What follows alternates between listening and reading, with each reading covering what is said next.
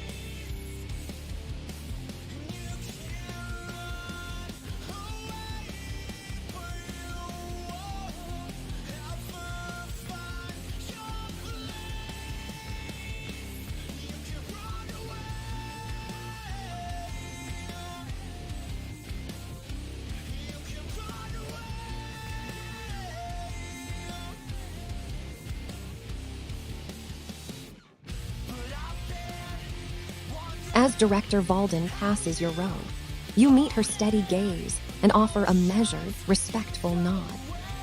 It is a gesture of preparation, acknowledging the weight of the institution without losing your own composure. She pauses for a fraction of a second, her sharp eyes tracing the gold embroidery of your robes, before offering a singular, almost imperceptible tilt of her head in return. Intent is the first step toward precision. Maintain that focus, student. She continues her stride toward the primary calibration rig, leaving a wake of quiet expectation.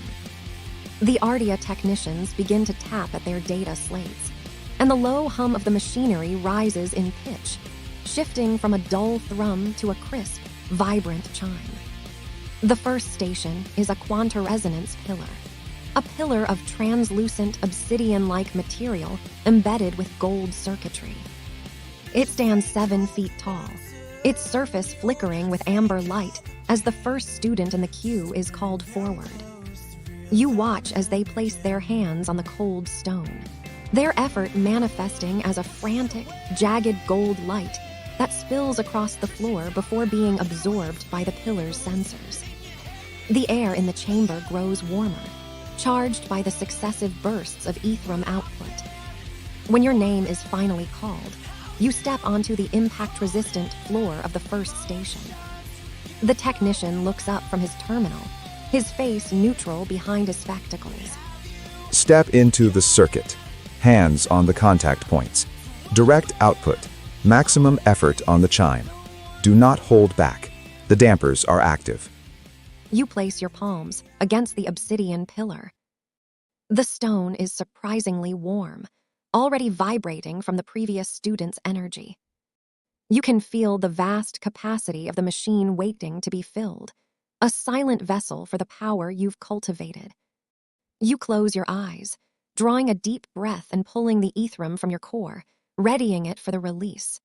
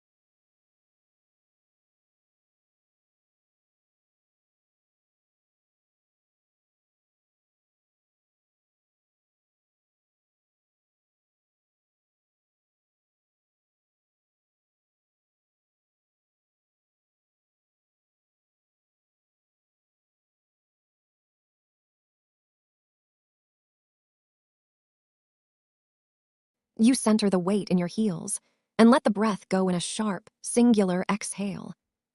Instead of a trickle, you throw open the gates. The ETHERIUM doesn't flow. It detonates. A blinding, sun-bright amber flare erupts from your palms, surging into the obsidian pillar with the force of a physical strike.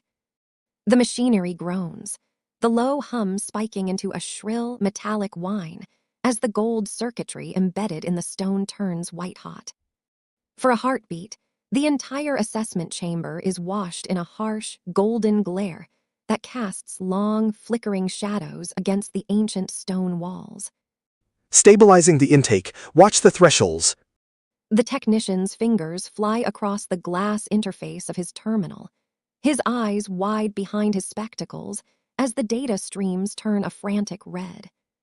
The pillar absorbs the final remnants of your burst, the obsidian surface glowing with a dull, internal heat long after you pull your hands away.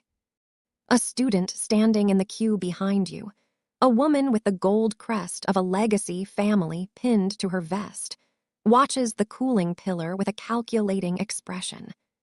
She steps forward as you descend from the platform, her gaze lingering on your hands before meeting your eyes. Raw output is impressive, though a bit unrefined. You nearly tripped the safety dampers. She doesn't wait for an answer, moving toward the technician with the practiced ease of someone who has spent years in private training halls. A significant quanta rating, student. Ardea will have much to analyze. Move to the second station, acuity. The adrenaline from the burst still hums in your fingertips. The second station is far more subdued, a series of floating translucent geometric shapes that pulse in complex, irregular patterns. This is the test of theoretical perception and mental focus. As you approach, the technician at this station adjusts a headset, waiting for you to begin the cognitive calibration.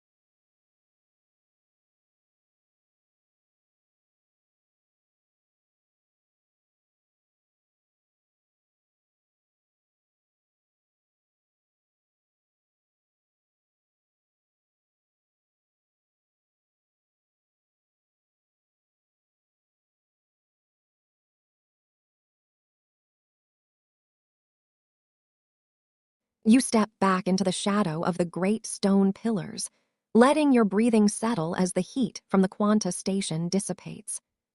Instead of rushing to the next trial, you fix your attention on Myron. She approaches the translucent geometric shapes of the Acuity station with a chillingly calm gait. As she enters the sensor field, the shapes begin to rotate and fracture into thousands of tiny, glowing shards that mirror the complexity of a shattered star. She doesn't move her hands. Her eyes simply track the chaos, her lips moving in a silent, rapid-fire calculation. Every time a shard pulses out of alignment, she directs a pinpoint needle of ETHERIUM to snap it back into place. It is a display of surgical precision, a sharp contrast to your own explosive power. Sequence 42 through 60 confirmed. Adjusting for the tertiary drift now. The shards accelerate, spinning into a dizzying vortex of light that would make a lesser practitioner nauseous. Myron remains unmoved, her expression a mask of aristocratic focus. The Ardia technician nods, tapping a series of high-range scores into his slate. High-tier cognitive mapping. Resonance with the theoretical model is 98%. Next. Myron exhales, the shards falling still and dull as she steps away. She catches your eye, her silver-blonde braid swaying as she offers a thin, knowing smirk. Observation is a valid strategy, but the patterns randomize for every candidate. My data won't help you with the unseen variables the Institute loves so much. She stops just a few feet from you, the gold sunburst crest on her burgundy vest catching the light from the Acuity station. There is a spark of genuine competitive interest in her gaze, a recognition that despite your unrefined start, you are the only one in the room whose output rivaled her own.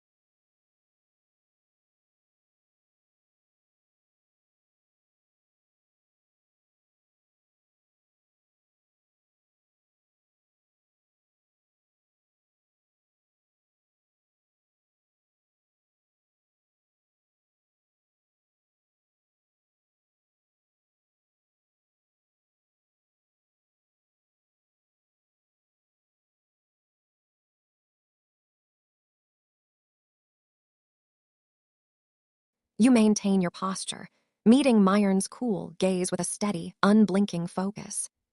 The air between you still feels ionized from her precision work and your own raw outburst.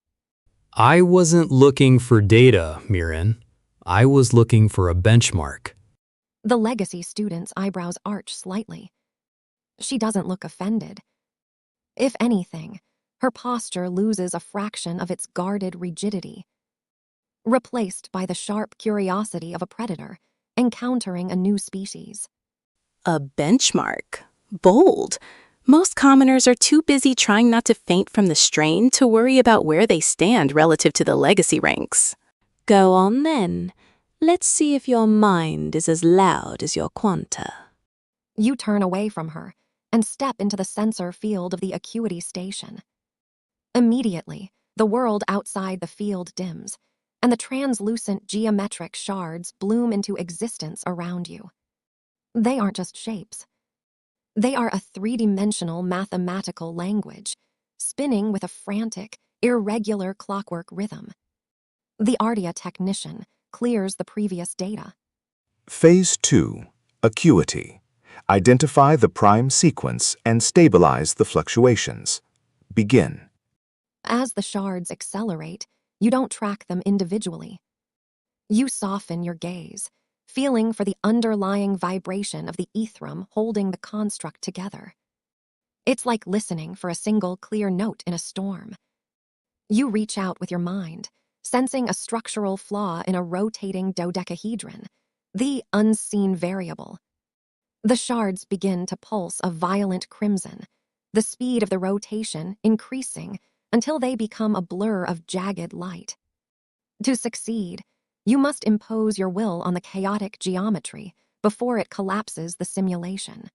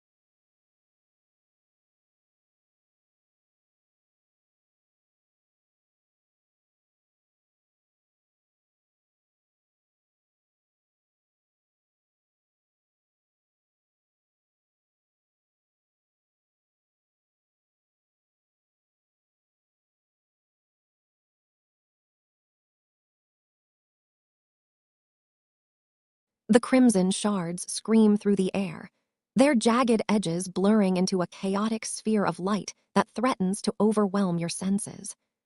You don't try to dance with the mathematics or match Myron's surgical threading. Instead, you reach into the heart of the storm, identifying the central dodecahedron that serves as the simulation's anchor. You pull ETHERIUM not into a needle, but into a heavy, crushing weight. You manifest a kinetic anchor, a dense, invisible pressure that slams into the central shape. The shrieking of the shards stops instantly. The entire construct groans under the sudden imposition of your will. The spinning slows from a frantic blur to a heavy, labored grind, like gears caught in cooling tar.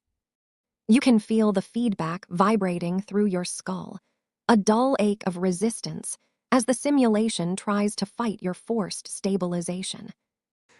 Load variance is spiking. He's not solving the sequence. He's overriding the physics engine. With a final, decisive surge of focus, you lock the central anchor.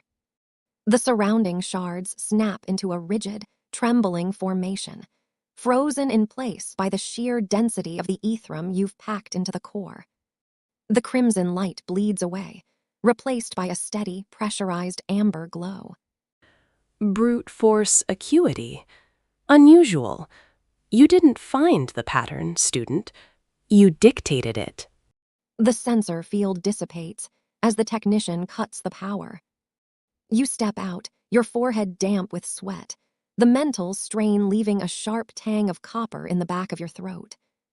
Myron is still there, leaning against a stone pillar, her arms crossed. Her expression has shifted from a smirk to a narrow-eyed, clinical appraisal. Effective. Efficient? No. But I suppose if you can't untie the knot, crushing it works just as well. The atmosphere in the chamber shifts as the third and final station activates. This is the test of impulse. A series of low-profile launchers emerge from the floor, their apertures humming with low-grade kinetic charges. Phase 3. Impulse. Reactive shielding and deflection. The projectiles are non-lethal, but calibrated for maximum impact. Step into the circle. The launchers begin to pivot, tracking your movement with predatory smoothness. This isn't about raw power or deep calculation. It is about how quickly your body can translate ETHERIUM into protection. Myron watches from the periphery, her fingers drumming against her arm as the first launcher clicks into a firing position.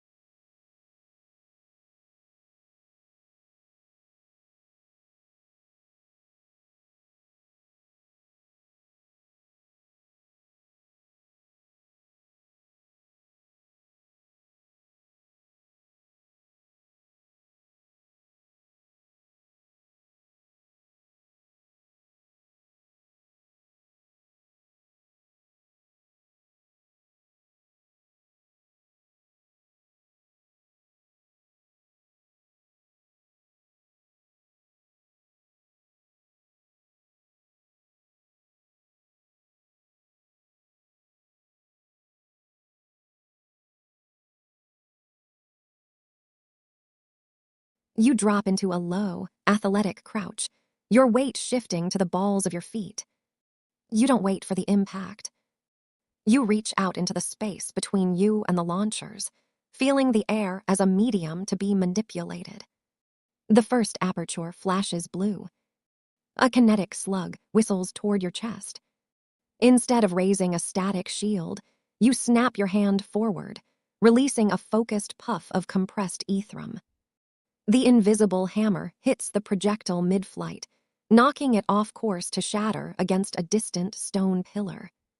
Multiple vectors detected. Launchers 2, 4, and 5 engaging. The air becomes a chaotic web of whistling projectiles. You move with the frantic elegance of a conductor, your hands blurring as you flick short, violent bursts of energy. Each strike is a sharp crack, like a whip breaking the sound barrier. You aren't just defending.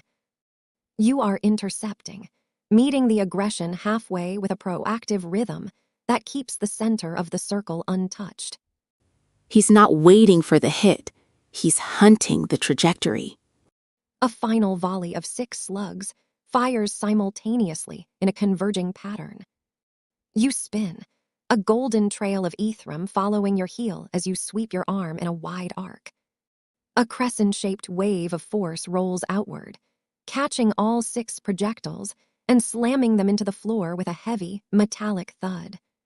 The launchers retract into the floor, their apertures cooling with a final hiss of steam. Silence returns to the assessment chamber, save for your heavy, rhythmic breathing. Assessment complete. Quanta, exceptional. Acuity, dominant.